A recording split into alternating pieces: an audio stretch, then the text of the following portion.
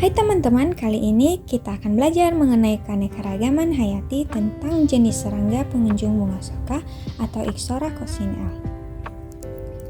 Apa sih itu keanekaragaman hayati? Keanekaragaman hayati atau biodiversitas merupakan keberagaman yang ada pada makhluk hidup. Keberagaman ini dapat ditemukan pada 3 tingkatan, yaitu pertama keanekaragaman hayati tingkat gen.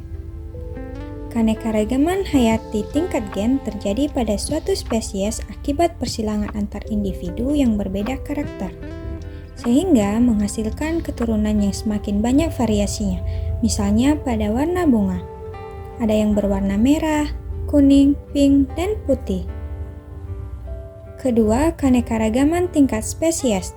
Keanekaragaman tingkat spesies adalah variasi yang terjadi pada makhluk hidup antar jenis dalam suatu ekosistem. Misalnya pada spesies kupu-kupu Appias overna dan Appias liberty. Ketiga, keanekaragaman ekosistem adalah keanekaragaman habitat, komunitas biotik, dan proses ekologi di suatu ekosistem. Contohnya ekosistem air dan ekosistem darat.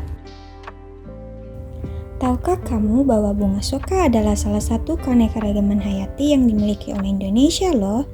Selain dikenal sebagai tanaman hias, bunga soka juga dipergunakan oleh masyarakat Indonesia sebagai tanaman obat tradisional untuk mengobati luka, diare, dan lain sebagainya. Bunga soka memiliki warna yang cerah, sehingga dapat menarik perhatian para serangga untuk berkunjung. Selain untuk mendapatkan nektar, serangga juga membantu penyerbukan pada bunga, sehingga terjadi proses saling menguntungkan.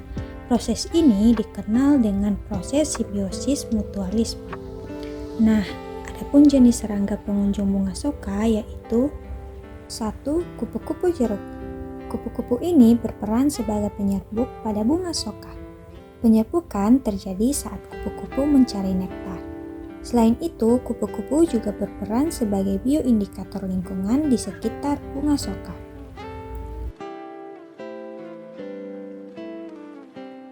Kedua, kupu-kupu grambiru.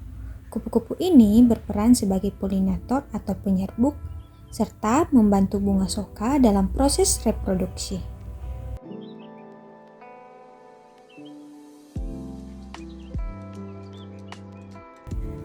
Ketiga, kupu-kupu putih. Kupu-kupu ini berperan sebagai penyerbuk dan bioindikator yang bersifat tidak langsung, di mana perubahan pada populasi kupu-kupu mencerminkan perubahan lingkungan yang juga memengaruhi ekosistem. 4. Amata huebneri. Serangga ini dikenal sebagai ngengak tawon yang berperan sebagai polinator, tetapi bukan sebagai polinator utama. Selain itu, ngengak tawon juga berperan sebagai bioindikator. Kelima, tawon. Tawon ini berperan penting sebagai polinator atau penyerbuk, dan juga berperan sebagai bioindikator yang dapat memberikan informasi mengenai kualitas lingkungan di sekitar. Keenam, lalat daging. Lalat ini seringkali kita temukan di berbagai lingkungan, terutama di area yang terdapat materi organik yang telah membusuk sebagai sumber makanan dari lalat daging. Meskipun terkadang terlihat hinggap di bunga atau tumbuhan, namun peran utamanya bukanlah sebagai penyerbuk. Ketujuh, lalat kaki panjang. Lalat ini dikenal sebagai predator serangga kecil seperti kutu daun dan lalat putih. 8. Semut rangrang. Semut ini memiliki peran positif dan negatif pada bunga soka.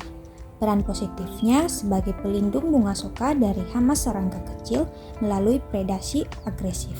Sedangkan peran negatifnya yaitu dapat mengganggu atau mengusir serangga penyerbuk lainnya dari bunga soka.